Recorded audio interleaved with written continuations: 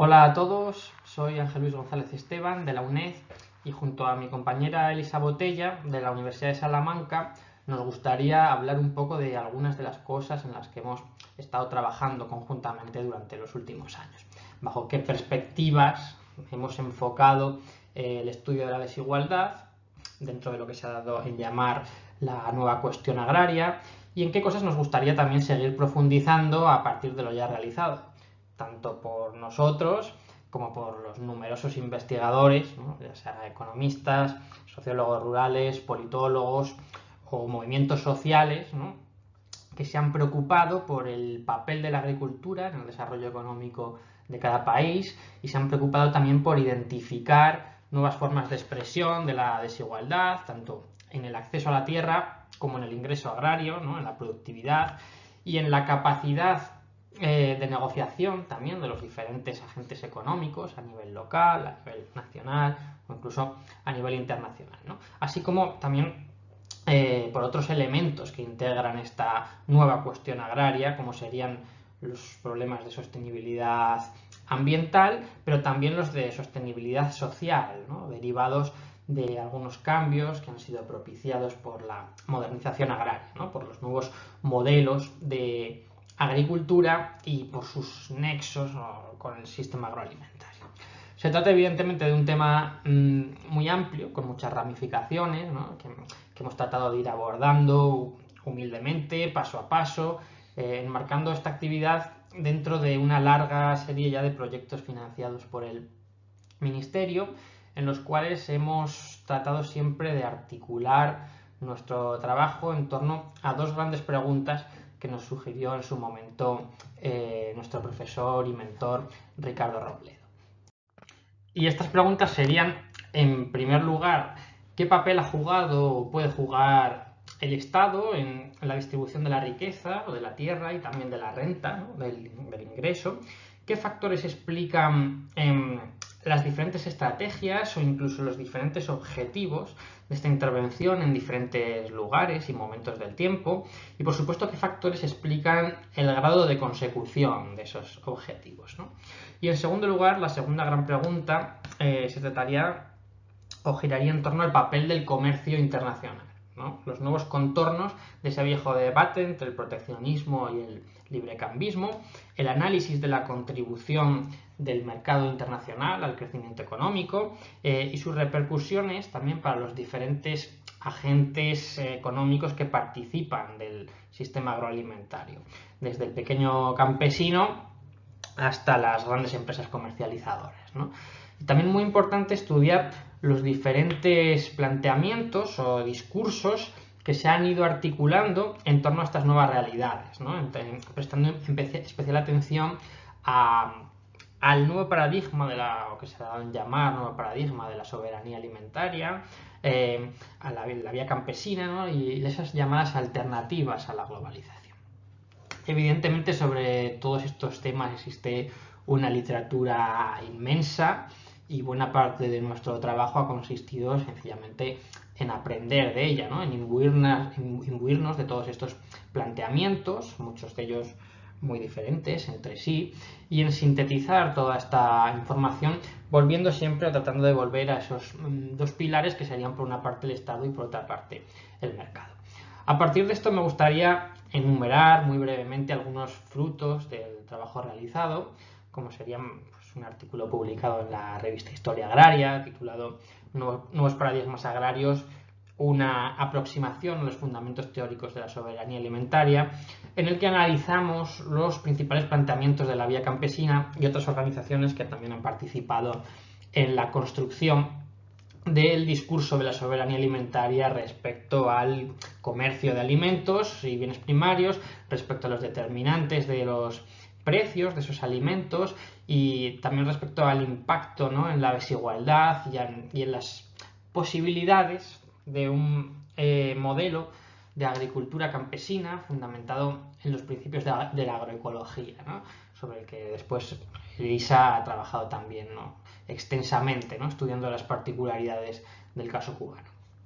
En este sentido, también hemos publicado algunos trabajos junto al profesor Ricardo Robledo en la revista Historia Agraria y en otros medios, estudiando episodios particulares como el de Cuba tras el periodo especial o el de España con la reforma agraria de la Segunda República, pero enfocándolos siempre a través de esas lentes de economía política que hemos ido construyendo gracias al estudio de la historia económica.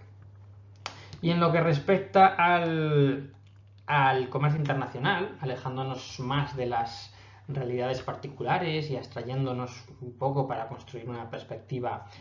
macro a nivel mundial, yo he estudiado en profundidad el desarrollo del comercio internacional de trigo. He dedicado bastantes años a eso, junto a Vicente Pinilla, de la Universidad de Zaragoza, que fue mi director de tesis, que versó sobre este tema, ¿no? Y que ha dado lugar a varias publicaciones en revistas como el Journal of Agrarian Change, Historia Agraria o investigaciones de historia económica, ¿no? Y bueno, volviendo a esos dos pilares, que son el Estado por una parte y el mercado por la otra, creo que la historia que cuento en esas publicaciones constituye pues un ejemplo muy interesante, muy relevante para entender cómo se han relacionado el Estado y el mercado, las grandes transformaciones políticas y su impacto en temas mucho más mundanos, ¿no? Como pueden ser el propio acceso a los alimentos o la composición de la dieta. Mi nombre es Elisa Botella, soy profesora del área de Historia e Instituciones Económicas de la Universidad de Salamanca y también profesora del Instituto de Iberoamérica de la Universidad de Salamanca. Voy a continuar con este vídeo en el que presentamos esos resultados previamente introducidos por mi compañero, el profesor Ángel Luis González Esteban. Bueno, aquí vemos, siguiendo con su exposición, algunas de esas publicaciones, algunas de esas revistas de impacto, algunas de ellas en las que hemos tratado de continuar con esa tarea que nos propuso nuestro mentor, el profesor Ricardo Robledo. Y vemos algunos ejemplos, no solo de revistas, sino también de libros, ¿no?, en los que hemos colaborado además con el profesor Ricardo Robledo y con el profesor Santiago López, tratando de responder a esos problemas vinculados a la desigual distribución de la tierra, principalmente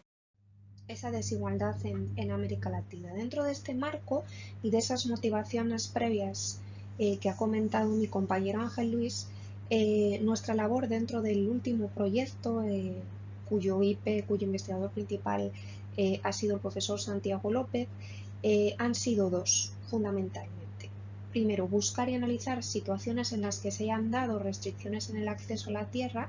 es decir, América Latina desde la década de 1960, especialmente desde el triunfo de la Revolución Cubana y la llegada, ¿no?, de la Alianza para el Progreso, que supone clarísimamente la vuelta a la agenda de la reforma agraria como un problema prioritario también para promover la industrialización de sustitución de importaciones. Y en segundo lugar, constatar situaciones, ¿no?, en las que se observe si la concentración de la propiedad o el control de los mercados produce ese tipo de desigualdades, ¿no? Y aquí, bueno, pues, el estudio ha sido más amplio, con diferentes líneas de investigación, buscando situaciones de concentración, modelos agrarios y actores y sobre todo esa economía política centrada en el agribusiness, las empresas transnacionales, los campesinos y empleados agrarios y sobre todo el Estado, ¿no?, que va a tener un rol preponderante en esos procesos de reforma agraria, sobre todo desde 1960 hasta 1990. Si tenemos en cuenta el informe de 2008 del Banco Mundial de Agricultura para el Desarrollo, vemos claramente cómo la agricultura vuelve al debate internacional, al debate del desarrollo económico, y ese es un poco el punto de partida para que la cuestión agraria vuelva, ¿no?, a los organismos internacionales, por ejemplo a la FAO desde 2014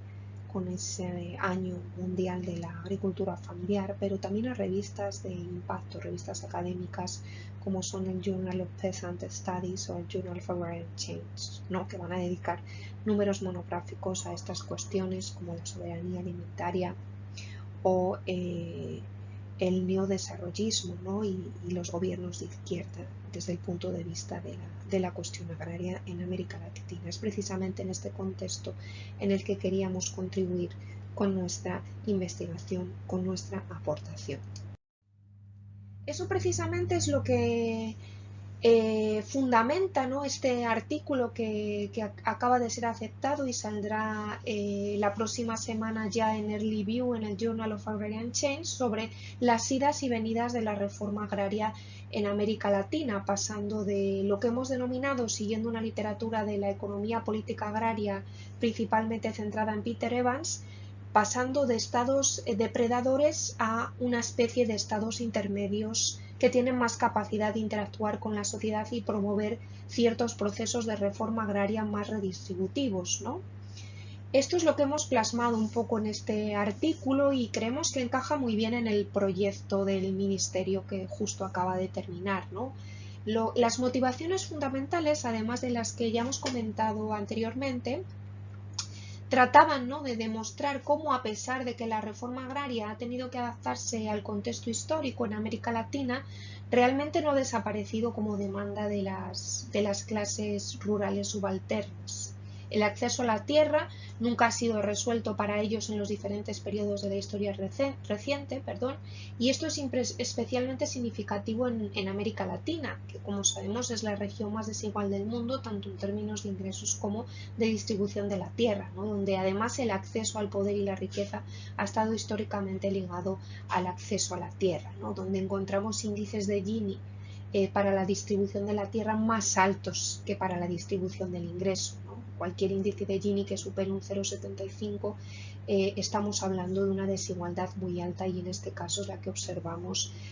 para países de América Latina en términos de distribución de la tierra, que oscilan entre 0,67 para el caso de Costa Rica o 0,91 para el caso de Paraguay. Además, datos que no han variado mucho desde los años 80. Eso es precisamente lo que hemos tratado de hacer en este artículo, ver esa evolución, ver esas idas y venidas, esos cambios en la cuestión agraria, cómo ha ido variando, ¿no?, en base a esas diferentes trayectorias nacionales de capitalismo agrario y sus contribuciones a la industrialización desde los años 60 en América Latina, y más tarde vemos los cambios en la agricultura, ¿no?, relegada nuevamente a un segundo plano. En este contexto neoliberal se llevan a cabo esas reformas agrarias impulsadas por el mercado, ¿no?, desde 1990. En la actualidad, sin embargo, esta cuestión agraria, que es el ejemplo más claro de la desigualdad, está relacionada con ese nuevo abanico de desigualdades globales y nacionales que expresamos en el artículo, mientras que el problema de la tierra sigue sin resolverse. Este trabajo precisamente aborda el papel del Estado como esa motivación principal que tenemos a partir de ese proceso inicial de investigación junto con el profesor Ricardo Robledo, y además lo unimos a las dinámicas sociales para entender esos giros de las reformas agrarias en América Latina desde 1900 hasta la era global. Por último, y cerrando ya esa labor en el proyecto, creemos que además esta investigación en términos de desigualdad puede tener implicaciones muy claras en la era post-COVID y cómo se va a entender esa cuestión agraria en América Latina, ¿no?, donde ya hemos visto cómo los organismos internacionales, diferentes ONGs o incluso ya revistas de impacto empiezan a hablar de esa nueva cuestión agraria, ¿no?, de ese sistema alimentario después de la era COVID, ¿no? Ahí vamos a tratar de seguir contribuyendo con estos planteamientos, con estas interacciones Estado-sociedad, tratando de identificar, analizar y evaluar los cambios en los sistemas alimentarios desde la Segunda Guerra Mundial hasta la actual crisis de la COVID-19, y estudiando además las reacciones, explorando las reacciones a diferentes crisis económicas y alimentarias, como la crisis de 2007-2008, y las respuestas y alternativas ofrecidas desde el punto de vista de la economía política, pero también de la política económica. Muchísimas gracias por su atención. Un saludo.